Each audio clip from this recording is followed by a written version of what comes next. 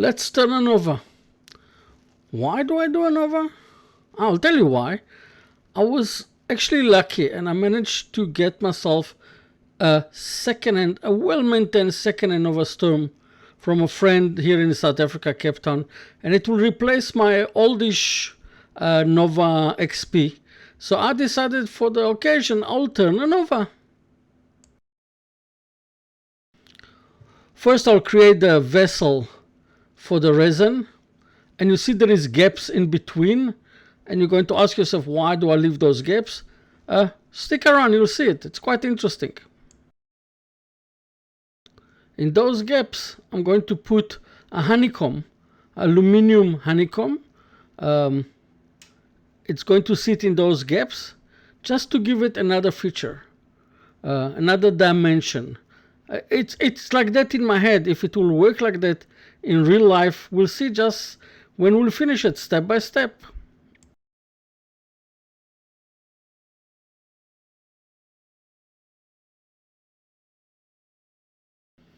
I tried to mix color that was very similar to the paduk that I'm working with. Reddish, goldish. I think that I managed to get very close to the paduk. So what will my idea behind it, what I'm trying to achieve is that when the aluminum honeycomb will sit inside and the resin will stick out, it will look like the aluminum is being pressed into the wood and not into resin. So that's the idea behind it, and that's only the step one. For few steps that you'll see step by step, the idea that I've got. I'm using a water level to balance it, so it will not leak out and I'll lose some of the resin. And that's after 36 hours, it comes out.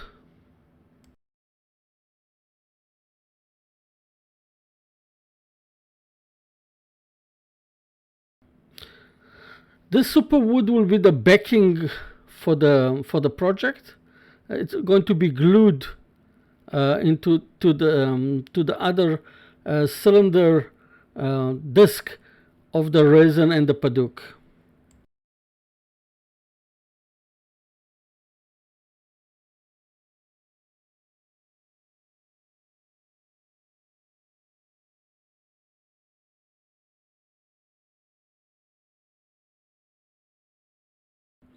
And this is my first mistake. Number one, I didn't grind and sandpaper the edges of the superwood, and I didn't put enough glue. And on top of it, I didn't realize that you need to also sandpaper the paduk, and you'll see why I'm saying that.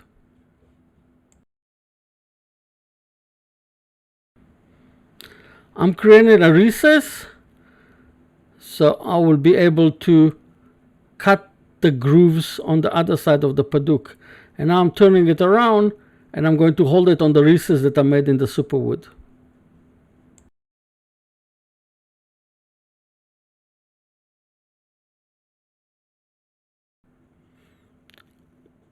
I marked the line that I wanted to do. That's another mistake. If I want to straighten it and I want to square it, I don't have to put lines because I'm going to cut them off anyway when I'll square the wood.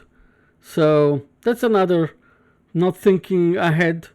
It's not a major mistake, it just double the work, because now I'm going to square it, I'm going to make it straight and no lines. Now I have to do the lines again. The lines will be for grooves that I'm going to do. You'll see just now what I mean. And now I'm going to do the grooves that I was planning to do from the beginning. And you will see what I mean. Goodbye.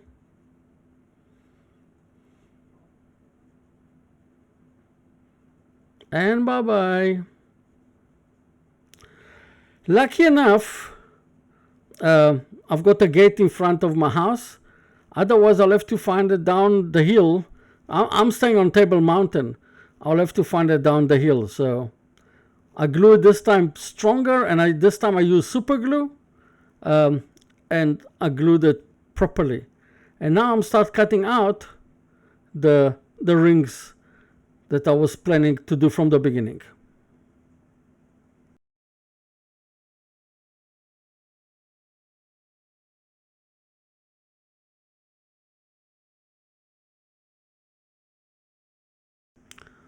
I am still working on my old XP, DVR XP. I didn't install yet the new wish for me, the Nova stern.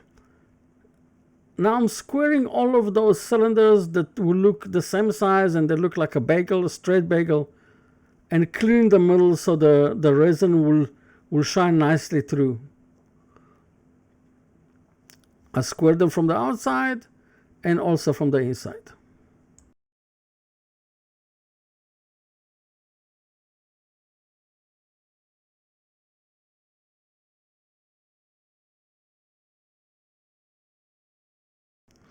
Most of the similar projects that I saw all of them are connected at the bottom, like they've been dropped at the bottom and it looks like a flower. I decided because I want to do a Nova, I'll do it the other way around. I'll put one at the bottom, one at the top, one at the bottom, and one at the top, and I realigned the lines of the what you calling it, of the aluminum honeycomb.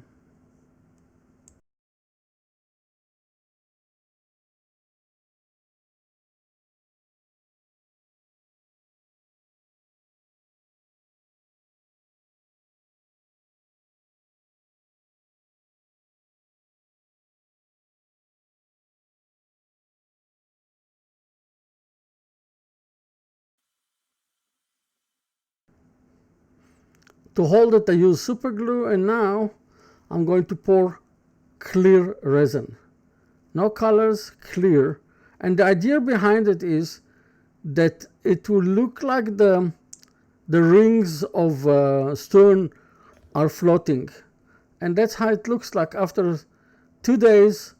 I covered it with a box because it's too big to fit in my pressure pot, and that's my latest purchase, the stern. And now I'm creating a recess so it will be easier for me to turn it around and take off the super wood and start doing the shape of the plate that I want to do.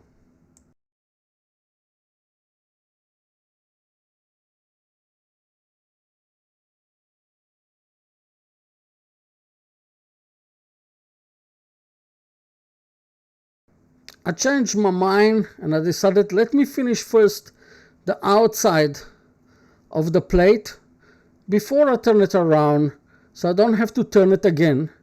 So let me do the Paduk is creating a mess. It's all over. The whole workshop is now orange. My face is orange, not my face. The shield is orange. Everything is orange over there. And I will finish it now. Slowly you can see the clear coming out. Not enough, but you will see it slowly. And I will finish the outside. All the steps till I'm happy with the outside. I'm using a celluloid sanding sealer because Paduk is very porous sometimes, so it helps to keep it intact and not to have pieces sticking out. The basic idea was to work from 150 all the way to 600 and then to use Yorkshire grid. Between all the time clean up with alcohol just to take out all the dust. And after the Yorkshire grid, I'm going to put, the idea is to put Obishan juice.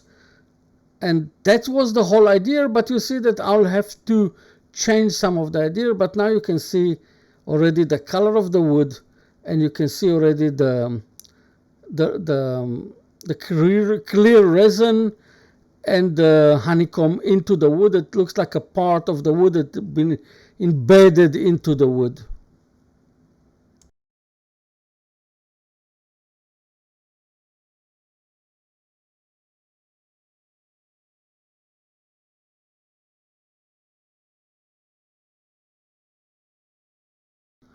First, I'm using a parting tool in between the two lines of the superwood and the paduk, and it will be, because it makes such a big mess, the superwood, that I decided that let me cut it this way. I didn't measure it properly, as you can see, didn't come right, so I'll have to make another ring. And this way I don't have to cut so much wood, so I took a big piece of the superwood out as a ring.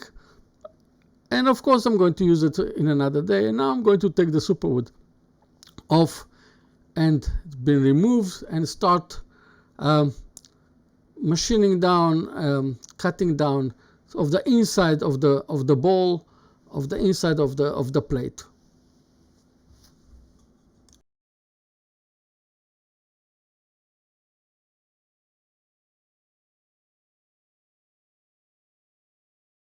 I'm using the parting tool to cut the knobby that was there, and now it will be easier to just square it down and machine it down nicely. Turn it nice, taking out the knob.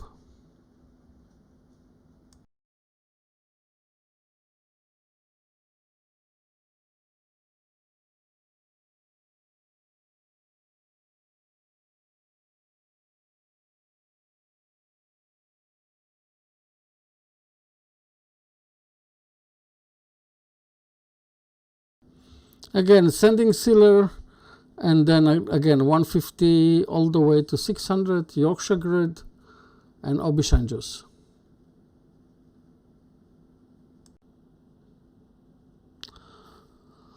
Cleaning up with alcohol, quite nice.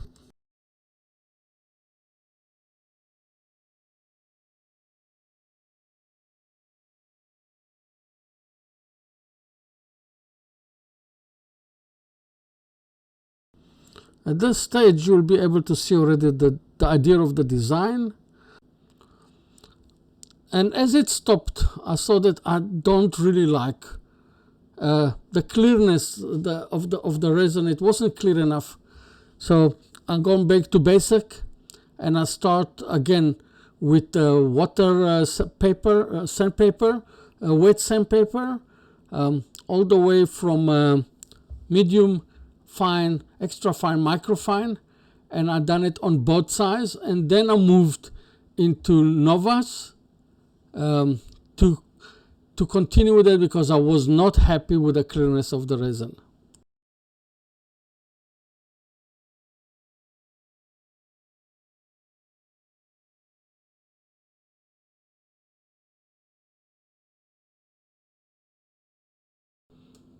After start using the novus, now I'm using the novus tool for the fine scratches.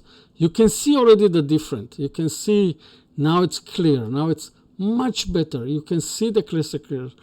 You can see how clear it looks like. Much better than before. Don't look at the background. Look at the between the wood and the resin, and you will see just now it's really clear. Before that, I wasn't happy, and you can see there's my shadow on it also. I hope you'll enjoy this one.